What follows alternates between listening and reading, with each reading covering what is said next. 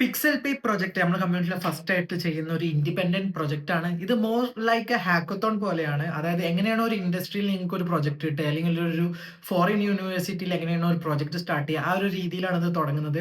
നിങ്ങൾക്ക് ഇവിടെ ഇങ്ങനെ സ്റ്റെപ്പ് ബൈ സ്റ്റെപ്പ് ഇത് ചെയ്യണം, അത് ചെയ്യണം, അങ്ങനെ ചെയ്യണം, അങ്ങനെയുള്ള ഗൈഡൻസും കാര്യങ്ങളും ഒന്നും അല്ല ഇതിലുള്ളത്. ഇതിൽ നിങ്ങൾക്ക് ഒരു ടാസ്ക് ആണ് തരാൻ പോകുന്നത്. ആ ടാസ്ക് നിങ്ങൾ നിങ്ങളുടേതായിട്ടുള്ള രീതിയിൽ നിങ്ങൾക്ക് ഇഷ്ടപ്പെട്ട ടെക് സ്റ്റാക്ക് യൂസ് ചെയ്ത്, ടൂൾസ് യൂസ് ചെയ്ത്, ആൽഗോരിതം യൂസ് ചെയ്ത് ഇംപ്ലിമെന്റ് ചെയ്യുക, സൊല്യൂഷൻ കൊണ്ടുവരിക. അത്രേ ഉള്ളൂ. ഇതൊരു മിനി ഹാക്കത്തോൺ പോലെ കൺസിഡർ ചെയ്താൽ മതി. എന്തിനാ ഞാൻ ഇങ്ങനെ ചെയ്യുന്നത് വെച്ചാൽ, നിങ്ങൾക്ക് സ്വന്തമായിട്ട് പ്രോബ്ലം സോൾവിങ് സ്കില്ല്, എങ്ങനെയാണ് നിങ്ങൾക്ക് ഒരു പ്രോബ്ലത്തിന് അപ്രോച്ച് ചെയ്യാം, ഇതൊക്കെ നമുക്ക് ഒരു വാമപ്പ് പോലെ പ്രാക്ടീസ് ചെയ്യാനാണ് ഇത്. കാരണം നമുക്ക് അടുത്തത് ഇനി ഇതിനും വലിയൊരു പ്രൊജക്ട്സ് ഒക്കെയാണ് വരാൻ പോകുന്നത്. അപ്പം ഈ പ്രൊജക്റ്റ് നിങ്ങൾക്ക് ശരിക്കും നിങ്ങളെ കാര്യങ്ങൾ ട്രൈ ഇറ്റ് ഔട്ട് ചെയ്യാനും, നിങ്ങൾക്ക് ഇത് എത്രത്തോളം ഇഷ്ടപ്പെടുന്നുണ്ട്, എത്രത്തോളം വർക്ക്ഔട്ട് ആവുന്നുണ്ട്, നിങ്ങൾക്ക് എന്ത് ചെയ്താലാണ് നിങ്ങൾക്ക് ഇമ്പ്രൂവ് ചെയ്യാൻ പറ്റുക, ഇതിന്റെ ഫീഡ്ബാക്കും കൂടി നിങ്ങൾ എനിക്ക് തരികയാണെങ്കിൽ നമ്മൾ അതിനനുസരിച്ച് ഇമ്പ്രൂവ് ചെയ്യാനും കൂടി ഇത് ഹെൽപ്പ് ചെയ്യുന്നതാണ്. ഓക്കെ, അപ്പോൾ ഞാൻ പ്രൊജക്റ്റിനെ കുറിച്ച് ഒരു ഓവർവ്യൂ തരാം. പിക്സൽ പേ കൊണ്ട് എന്താ ഉദ്ദേശിക്കുന്നത് വെച്ച് കഴിഞ്ഞാൽ, നിങ്ങൾക്ക് ഒരു ഒറിജിനൽ ഇമേജ് തരും. ഇപ്പോൾ ലെറ്റ്സ് സേ നമുക്കിപ്പോൾ ഒരു മമ്മൂട്ടീൻ്റെ ഒരു ഫോട്ടോ ഉണ്ട്. ഓക്കെ, ഒരു ഫിലിമിൽ ഒരു ഫോട്ടോ നമ്മളിങ്ങനെ വെച്ച് തരുന്നത്. ആ സെയിം ഇമേജിനെ എടുത്തിട്ട് നമുക്ക് അതിൻ്റെ പല മീംസ് ഒക്കെ ഉണ്ടല്ലോ. ഇപ്പം ഒരു ഫോട്ടോ വെച്ച് അതിൻ്റെ താഴത്ത് ഇങ്ങനെ ക്യാപ്ഷൻസ് എഴുതിയതോ, അല്ലെങ്കിൽ കുറച്ച് എഡിറ്റ് ചെയ്തതോ, അല്ലെങ്കിൽ കളർ കൂട്ടിയത്, അല്ലെങ്കിൽ ഫ്ലിപ്പ് ചെയ്തത്, മിറർ ഇമേജ് ഉള്ളത്, അല്ലെങ്കിൽ ക്വാളിറ്റി കുറഞ്ഞ സൈസ് ഉണ്ട്. അപ്പം ഇതൊരു 4K ഫോട്ടോ ആണെന്നുണ്ടെങ്കിൽ ഇതിൻ്റെ 1080 720 480 ആണ്. പല വേരിയേഷൻ, ലോ റെസൊല്യൂഷൻ, അങ്ങനെ പല ടൈപ്പ് ഓഫ് ഒറിജിനൽ ഇമേജിന്റെ പല ഭയങ്കര ഹ്യൂജ് വേരിയേഷൻസ് അല്ല.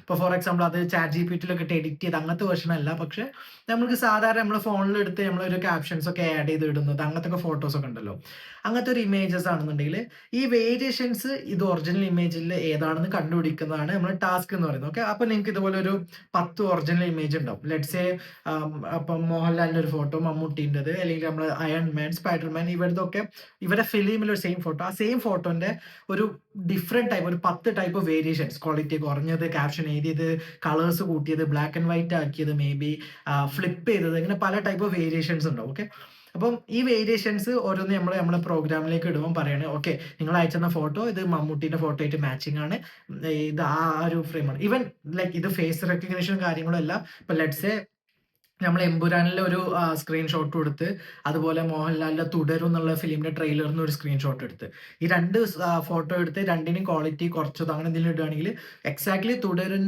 എന്നുള്ളതിന്റെ ഫിലിമിന്റെ സ്ക്രീൻഷോട്ട് തുടരും എന്നുള്ള ഫിലിമിന്റെ ഒറിജിനലിനായിട്ട് മാച്ച് ചെയ്യണം. അതുപോലെ എമ്പുരാന്റേത് എമ്പുരാനിലേക്ക് തന്നെ മാച്ച് ചെയ്യണം. അല്ലാതെ എമ്പുരാനിൽ ഇപ്പം ആ സ്ക്രീൻഷോട്ടിൽ മോഹൻലാൽ ഉണ്ട്, അതുകൊണ്ട് തുടരിൽ മോഹൻലാലിന്റെ അപ്പം മോഹൻലാൽ, അങ്ങനെ ഒരാളെ നമ്മൾ കമ്പയർ ചെയ്യാനോ അല്ലെങ്കിൽ ഫേസ് റെക്കഗ്നിഷൻ കാര്യങ്ങൾ അങ്ങനത്തെ ഒന്നുമല്ല ചെയ്യുന്നത്. ഡയറക്ട്ലി പിക്സൽ അല്ലെങ്കിൽ ഫോട്ടോ ടു ഫോട്ടോ എത്രത്തോളം മാച്ചിങ് ഉണ്ട് നോക്കുന്നതാണ് ഈ പ്രൊജക്റ്റ്. ഓക്കെ, ഇതിൽ നിങ്ങൾക്ക് ഭയങ്കര വലിയ, ഞാൻ നേരത്തെ പറഞ്ഞ ഫേസ് റെക്കഗ്നിഷൻ കാര്യങ്ങൾ, AI ML ഇതിനൊന്നും ആവശ്യമില്ല.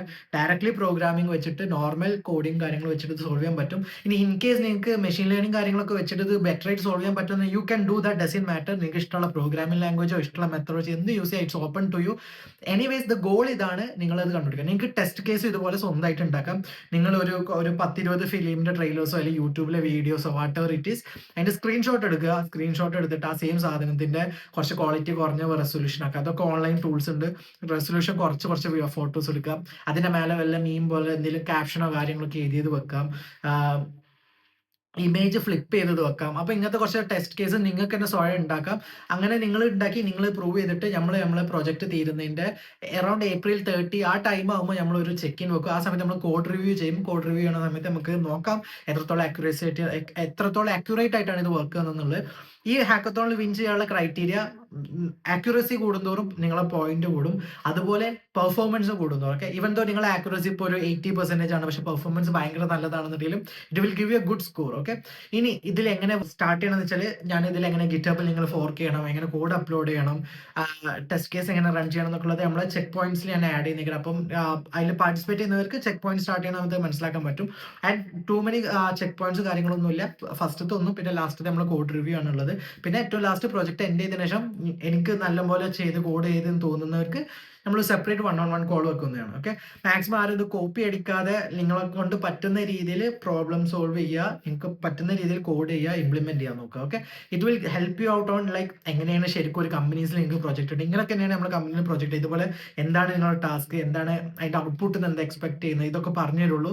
ബാക്കി ഇത് എങ്ങനെ ചെയ്യണം, എങ്ങനെ സ്ട്രക്ചർ ചെയ്യണം, എങ്ങനെ അത് ഇംപ്ലിമെന്റ് ചെയ്യണം ഒക്കെ നിങ്ങളെ ഇഷ്ടമാണ്. അതുപോലെ ചെയ്ത് ഈവൻ ഇവിടുത്തെ യൂണിവേഴ്സിറ്റീസിലും കാര്യത്തിലൊക്കെ ഇങ്ങനെ തന്നെയാണ് പ്രൊജക്ട് ചെയ്യുന്നത്. അപ്പം definitely it matches the industry standard. So ചെയ്തൊക്കെ ട്രൈ ഔട്ട് ചെയ്യുക. ഇതിൽ നിങ്ങൾക്ക് വരുന്ന പോരായ്മകൾ മനസ്സിലാക്കിയാലേ നമുക്ക് അടുത്ത പ്രൊജക്ട്സ് തൊട്ടിട്ട് എങ്ങനെയാണ് നിങ്ങളെ ഒരു കറക്റ്റ് ഡയറക്ഷൻ നമുക്ക് ഗൈഡ് ചെയ്യാൻ പറ്റുമെന്നും കൂടി മനസ്സിലാക്കാൻ പറ്റുള്ളൂ. ആൻഡ് മോസ്റ്റ് ഓഫ് യു നിങ്ങൾക്ക് എല്ലാവർക്കും ഓരോരുത്തർക്കും ഓരോ രീതിയിലേക്കാരും വേണ്ടി വരും. അപ്പം അതും കൂടി മനസ്സിലാക്കാൻ എന്നെയും ഇത് ഹെൽപ്പ് ചെയ്യുന്നേക്കാരം. ഓക്കെ.